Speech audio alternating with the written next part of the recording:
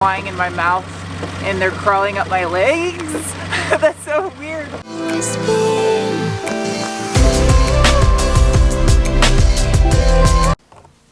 Hello. I have a ton of work to do in this video, so I'm gonna get started real quick.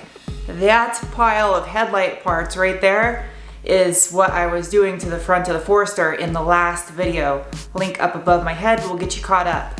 Everybody else, let's get this retrofit underway. Starting with this guy right here. This is the bowl from the set of headlights that I purchased on eBay. It's already swapped into my headlight housing, and I retrofitted my Morimoto D2S projector into its housing already. And again, like I said before, if you did not see the first video where I tore this all apart, none of this is gonna make sense, so I definitely recommend watching it first to carry on with this one. I'll show you how I got to this point in a second. This reflector bowl right here is the original one from my Forester that I had on my very first retrofit.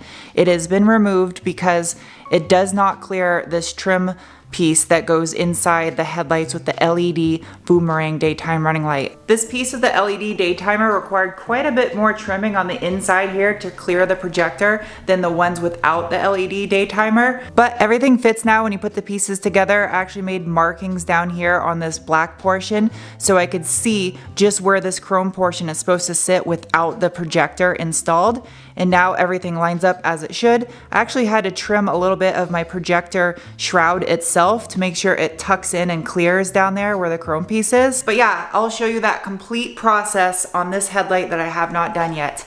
Engage time lapse.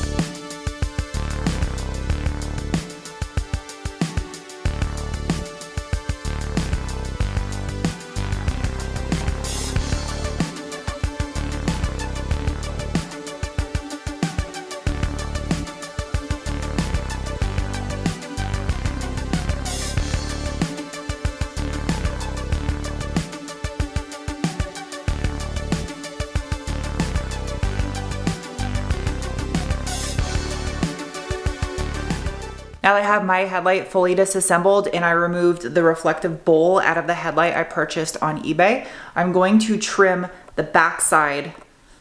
There was an innuendo in there somewhere of this reflective bowl. The way in which this projector is mounted into that bowl is down here at the bottom, this threaded portion where this giant soft squishy washer is at. This actually sits down inside here where the low beam originally was, and you have to bore this hole out in order for this to fit inside there. However, if you are not careful removing the material on the back side of here so that it is 100% even to the surface in which the original bulb mounted, your projector will sit in there cockeyed and it will throw off your beam pattern.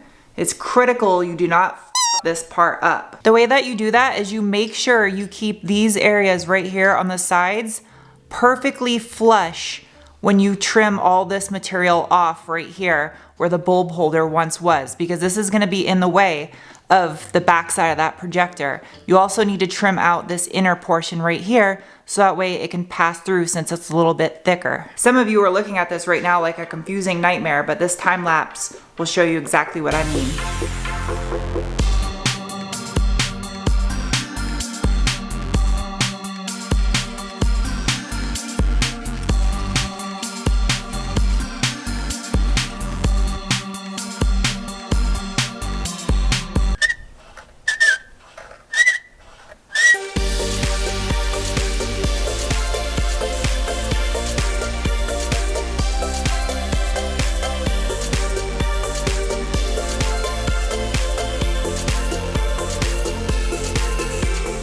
Just finished eating half a jar of olives, and these guys right here.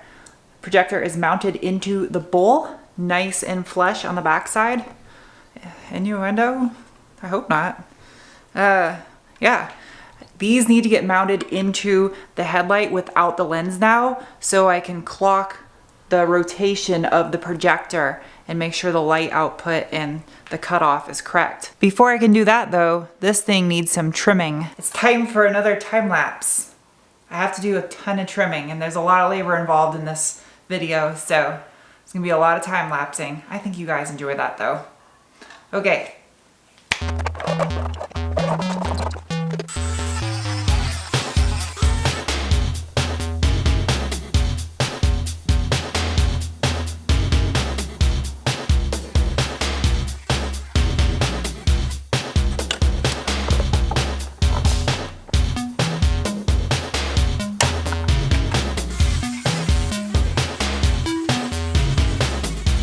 a tight fit, but it's good.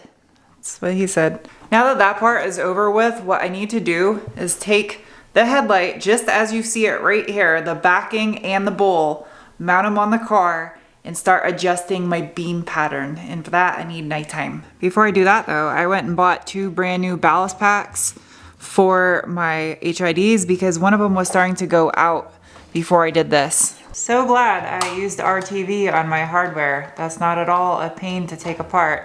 Like, water really would have gotten in through this tiny little hole. Good morning, it's the next day. New color. Why didn't it work? New color. Blue, there we go. Last night I was gonna mount these on the front of the Forester and start setting the rotation of my projector and making sure everything is lined up with my beam pattern, but that doesn't make any sense because I'm gonna have to take it back apart to paint everything. So I'm gonna paint it now, and then I just gotta be super careful when I go to set my beam. No pressure. I didn't screw it up last time, so. I don't like cracking noises. It's out. All right, this gets painted black over here. This does not.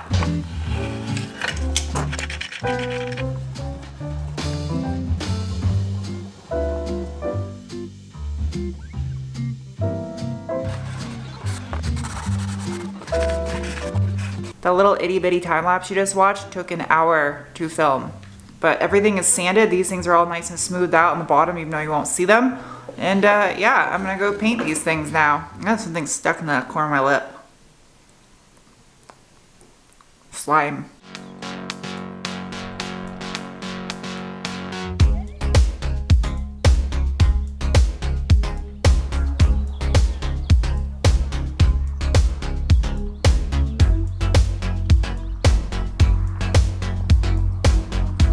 It's hot out, and this thing gives you swamp ass face. I got 2 coats on there, waiting 10 minutes in between coats, and I'm actually using engine enamel on the inside of the bowl since it does get warm inside there, and this stuff is good up to 500 degrees. The rest of it I'll do with regular paint though. It's time I get these things prepped and ready to shoot with paint, and everything will be done and ready to assemble. Heat.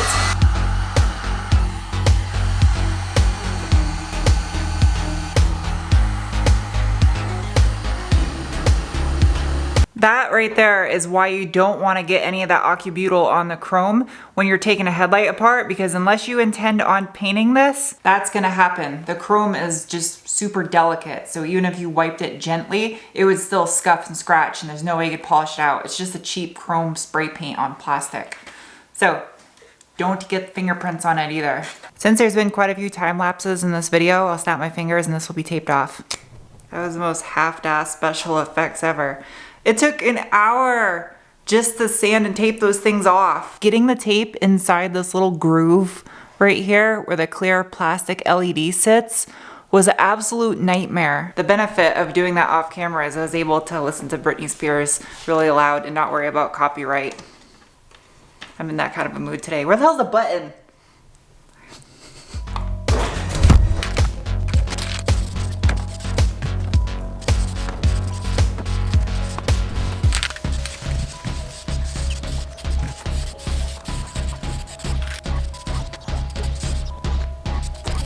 If you intend on doing a retrofit of your own, you might want to set aside a long weekend to do this because everything is painted now, and I probably have 15 hours or so into this entire process. You kind of face a dilemma whether or not to paint these before you do your test fit or after. I think it makes more sense to paint them first because that way you don't have to take this thing apart after you already have your beam set. I almost freaked out because I was like, which one of these goes on the passenger side, which one goes on the driver's side? But luckily, 5 years ago when I did this retrofit, I put a P and a D on here. So, that's good. Got you mounted, that's what he said. Put you on there, and you go on here. These guys are by Xenon, so it's a high and a low. There's a little shield that flips up with a solenoid in here when it gets power for the signal for high beams. But the thing that's taped off of there is also a high beam, so it's dual high beams now.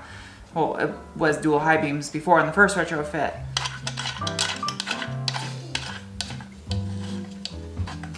This screw right here that adjusts the angle of the bowl, I marked it for how many times it needs to be turned in order for this to be close enough for adjustment, and it's 22 rotations. Just FYI, in case that helps you in any way, shape, or form, which I highly doubt it does, but now you know, and knowing is half the battle. 22. Mount this guy up underneath the headlight, put some 3M tape on there so it doesn't go anywhere. That guy right there. Might as well replace the igniters while I'm replacing the ballasts. Brand new. It's got a new rubber butt plug on there too. This goes into my ballast. In order for me to set this correctly, I actually have to tighten every single bolt on the headlight so it's mounted securely as it would be when it's all put back together. These gear wrench medium depth sockets are fire. I've never used a medium depth before and I love it.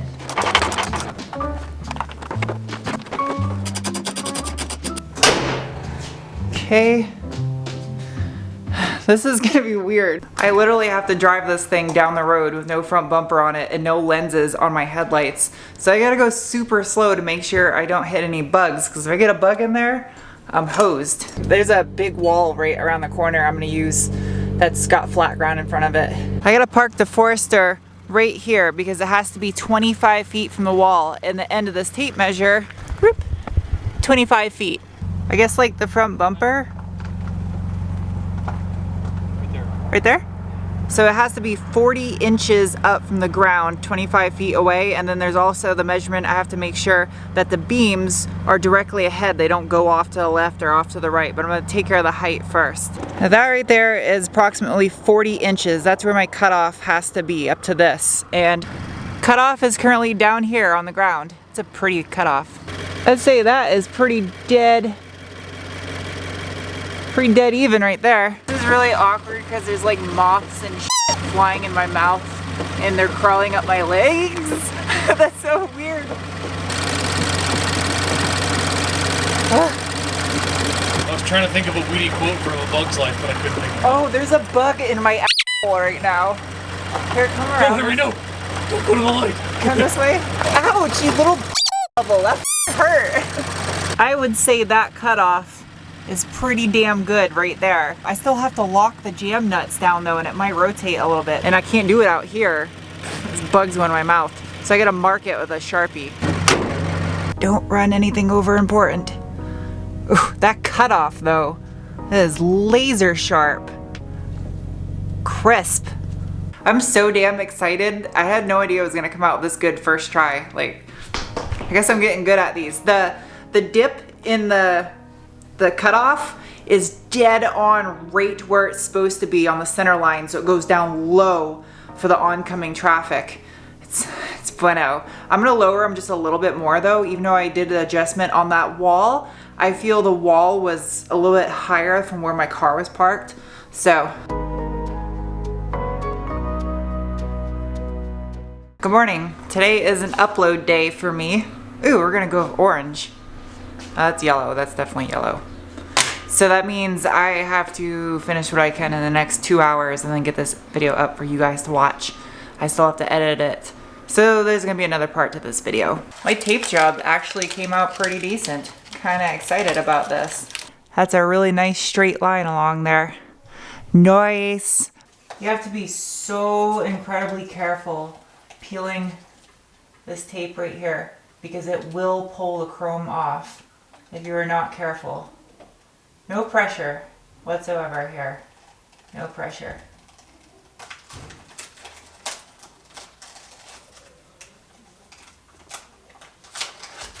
There we go. I cannot wait to get these things back together.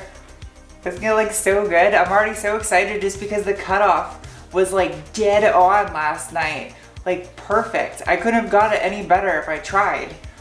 So excited. That sucks. So this is what I have left. I need to mount my LED elements onto these shrouds, put these shrouds onto the headlight assemblies, and then down here I need to bore these holes out so I can pass through the plug and the wiring for the LED elements, and then seal all this stuff back up, and then get the front bumper and everything mounted back up and put back together. So it's still another day and change of work to do, and I'm gonna have that in the next video, obviously, because you're watching this right now and I just finished editing and shooting it the same day. So hope you guys enjoyed this video, and I will see you soon with another. Bye.